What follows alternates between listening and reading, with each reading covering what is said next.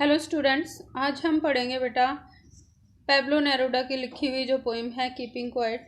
और ये जो पोइम है बेटा ये बताती है हमें एंड एक्चुअली जो सिचुएशन सेकंड वर्ल्ड वार के बाद हो गई थी। सेकंड वर्ल्ड वार के बाद जो पोइट थे या बहुत सारे जो और भी इमोशनल या फिर सेंसिटिव जो लोग होते हैं वो लड़ाई को छोड़कर और जो पीस एंड जो ब्रदरहुड का जो रास्ता है उसको अपनाने की बात कर रहे थे।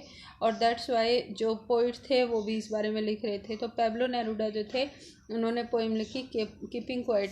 First of all we should understand that this word is quiet not quit. एक वर्ड होता है जहाँ पर ई जो है लास्ट में आ जाता है, दैट इज़ क्विट, जिसका मतलब होता है छोड़ देना, एंड दैट इज़ क्वाइट। तो keeping quiet. Let us start the poem. But before reading the poem, we will have some introduction of the poet. ये पोइट जो है ये है पैब्लो नेरूडा। पैब्लो नेरूडा एक्चुअली इनका रियल नेम नहीं है, रियल नेम इनका था नेफ्टाली रिकार्डो रेस। और ये जो थे चिले से बिलोंग करते थे। पैल जो था इनका होम टाउन था। और पैब्लो नेरूडा जो थे उन्होंने अपना पेन नेम अडॉप्ट किया था। पैब्लो नेरूडा पेन नेम क्या होता है, जो राइटर्स होते हैं मोस्टली अपने रियल नेम से नहीं लिखते, वो एक पेन नेम अडॉप्ट कर लेते हैं क्योंकि ताकि वो अपनी आइडेंटिटी को छुपा सके। कुछ सर्कमस्टेंसेस ऐसे होते थे कि उनको अपनी रियल जो आइडेंटिटी थी उसको छुपाना ही पड़ता था।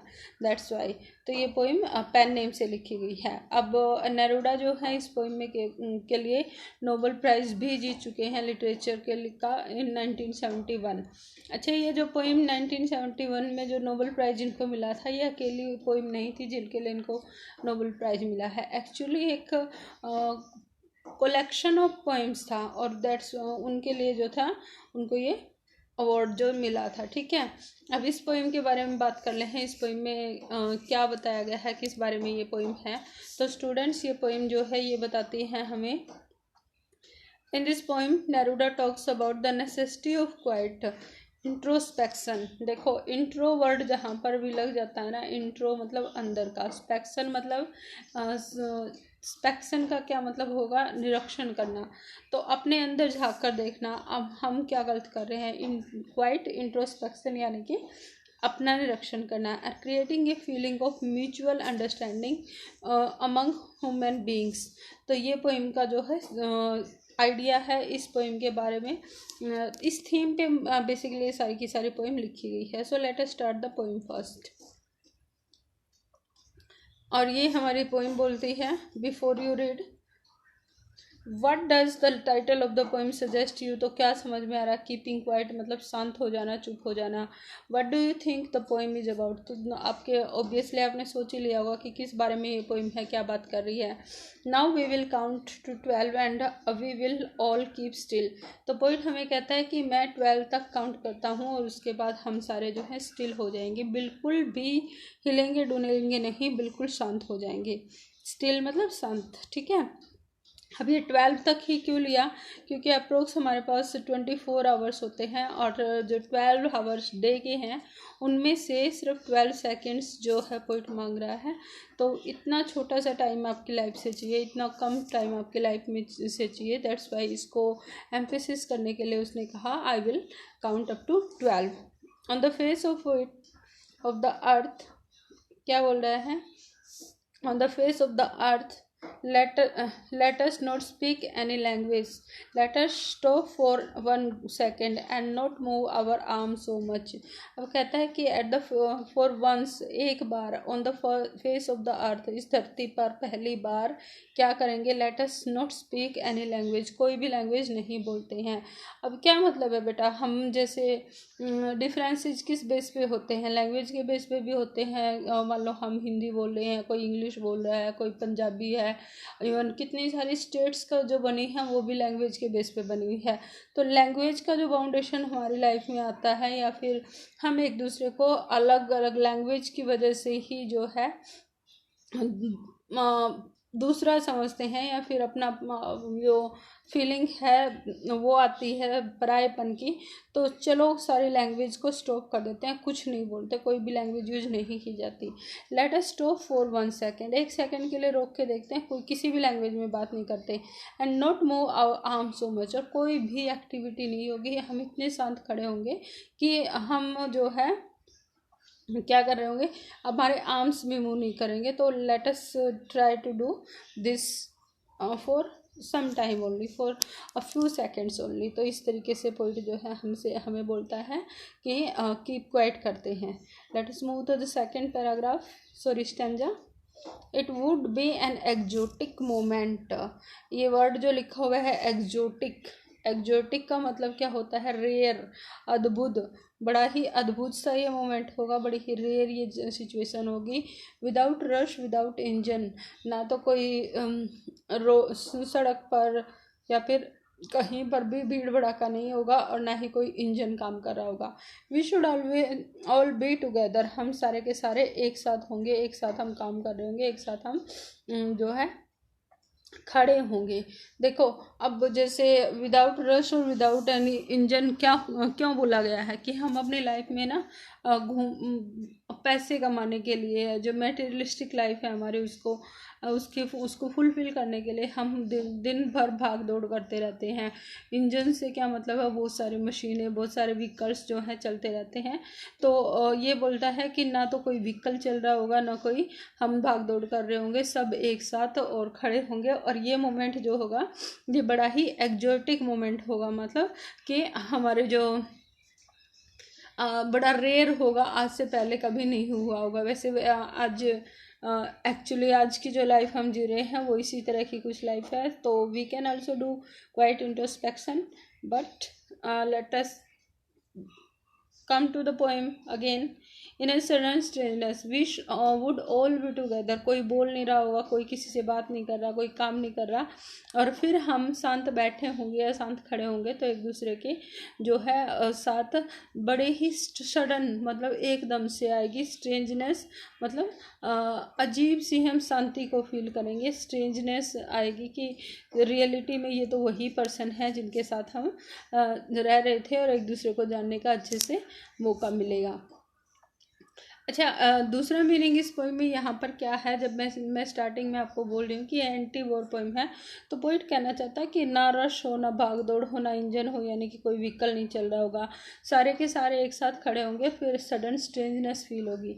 अब ये सिचुएशन वहाँ पर देखी जाए जहाँ पर कि एक जो है लड़ाई चल रही है, और उस ड्यूरिंग द वॉर जब सब के सब अपने हथियारों को या जब जो भी उनके वेपन्स हैं उनको डालकर और एक साथ खड़े हुए हैं, तो ऑब्वियसली वो फील कर पाएंगे कि हम थोड़ा सोचने के लिए टाइम मिलेगा कि क्यों लड़ाइयाँ चल रही हैं, क्या रीज़न है इनके पीछे, क्या इनको कंटिन्यू करना ठीक है नहीं। और जब हम स्टॉप कर लेंगे अपनी एक्टिविटी तभी हम इन चीज़ों को सोच पाएंगे। नेक्स्ट है बेटा, fisherman in the cold sea would not harm the whales, and the man gathering salt would look at his hard hands. अब बोलता फिशरमैन इन द कोल्ड सी, ठंडे समुंदर में जो आदमी फिश पकड़ने के लिए गया हुआ है, वुड नॉट हार्म वेल्स, तो वो जो बड़ी बड़ी वेल्स हैं उनको वो नुकसान नहीं पहुंचाएगा। अब इस चीज़ से क्या मतलब है, चलो एक बार ये देख लेते हैं और उसके बाद इसका एक्सप्लेन करती हूँ। And the man gathering salt would look at his hard hands, और वो इंसान जो कि सॉल्ट गैदर कर रहा है, मतलब नमक इकट्ठा कर रहा है समुद्र के किनारे, वो भी देखेगा कि उसके हाथ जो हैं नमक कलेक्ट करते टाइम कितने ज़्यादा इंजर्ड हो गए हैं, कितने वाउंडेड उसके हैंड हैं, है ना। अब दूसरा ये है फिशरमैन और जो ये सॉल्ट गैदरिंग मैन जो है, ये दोनों हैं दिखाते हैं ग्रीडीनेस। इंसान जो ग्रीडीनेस दिखाता है ना, जितना लालची इंसान हो गया उसको बताया जा रहा है। एक फिशरमैन है जिसके पास जिसको फ़िश कलेक्ट करनी है, वो सिर्फ अपने अपने नीड के लिए नहीं करता, वो अपने लालच में बहुत ज़्यादा करता जाता है। और इसी तरीके से जो सॉल्ट गैदर करने वाला इंसान है समुद्र किनारे, वो भी अपने ग्रीडीनेस की वजह से, अपने लालच की वजह से जो है खुद को ही नुकसान पहुंचा रहा है। उसके हाथ वाउंडेड होते हैं, उनसे नमक की वजह से कट गए होते हैं और ब्लीडिंग हो रही होती है, लेकिन फिर भी क्या है, वो सॉल्ट गैदर करता रहता है।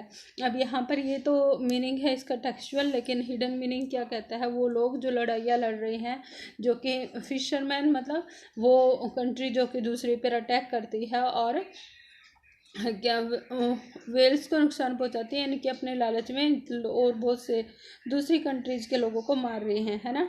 और यहाँ पर and the man gathering salt, और वो इंसान जो कि गैदर कर रहा है सॉल्ट को, क्या उससे क्या मतलब है कि दूसरी कंट्री जो कि सॉल्ट गैदर अपने लालच में वो भी लगी हुई है, वो भी देखे कि उसके हैंड जो है वो कितनी ज़्यादा इंजर्ड हैं या वाउंडेड हैं, यानी कि दूसरी कंट्री जो है वो लड़ाई जो लड़ रही है ना, वो भी खुद देखे कि उसकी कंट्री से कितने आदमी मारे गए हैं या उसका अपना नुकसान कितना है।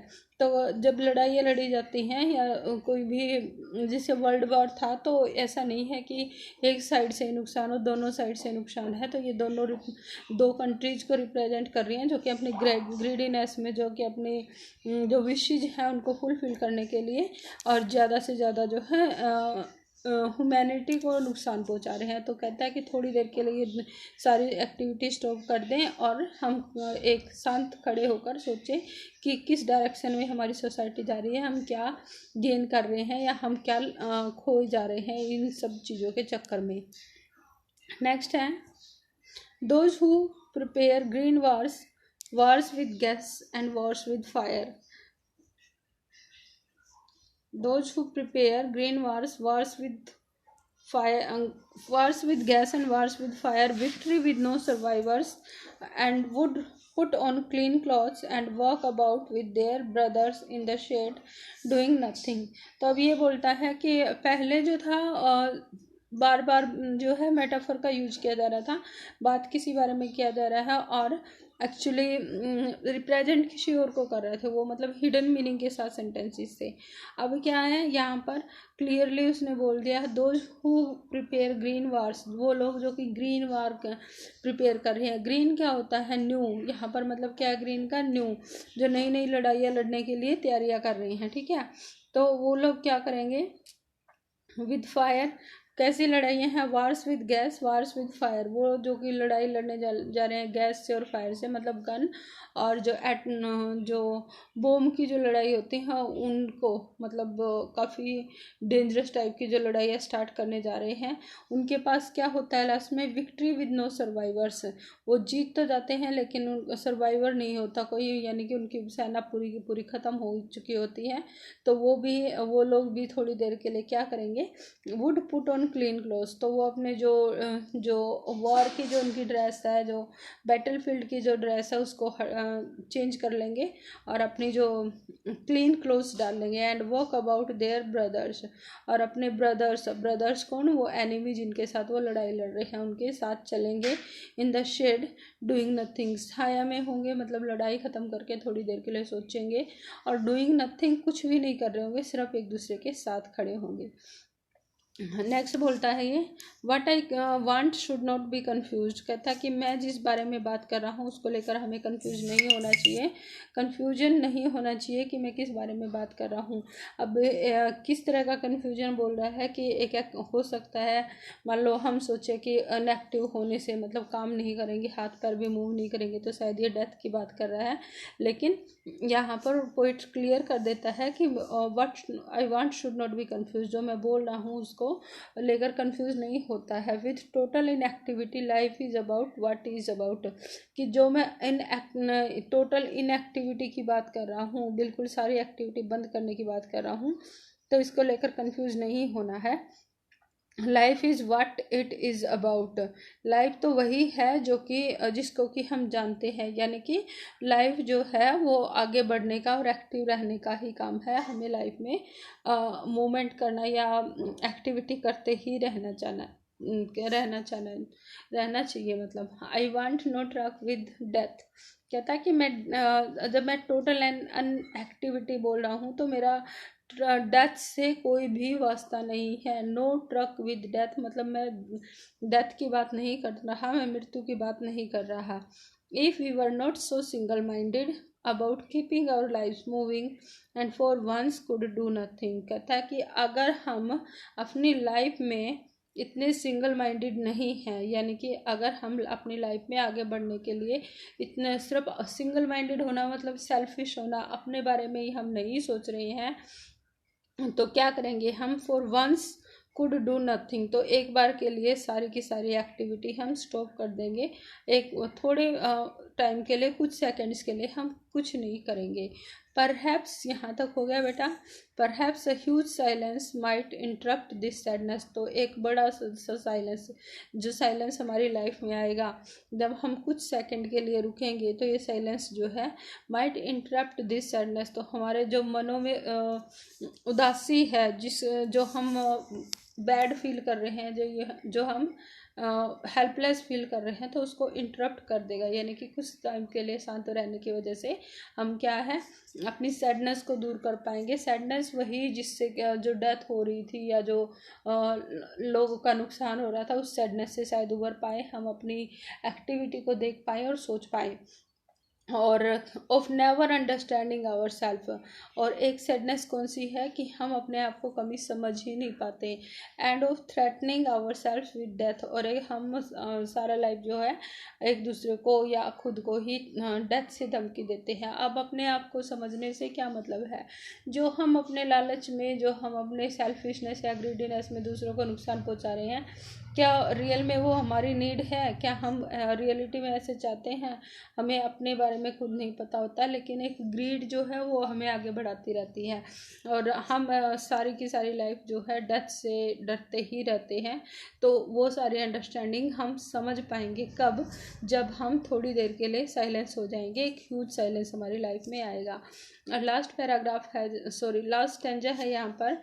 Perhaps the earth can teach us as when everything seems dead and later proves to be alive। अब ये बोलता है कि जो मैं बोल रहा हूँ, जो मैं कह रहा हूँ कि थोड़ी देर के लिए इनएक्टिव होना, उस चीज़ को अर्थ हमें बहुत अच्छी तरीके से समझा सकती है। धरती जो है उसका बेस्ट एग्जाम्पल है। कैसे? As when everything seems dead, जब सारी चीज़ें डेड दिखाई देती हैं। ऑटम सीजन होता है बच्चों, ऑटम सीजन में क्या होता है कि ऐसा लगता है मानो सब कुछ खत्म हो गया, पेड़ों से पत्ते गिर जाएंगे, कहीं पर भी कुछ ग्रीनरी दिखाई नहीं देती और सब कुछ डिस्ट्रॉयड लगता है।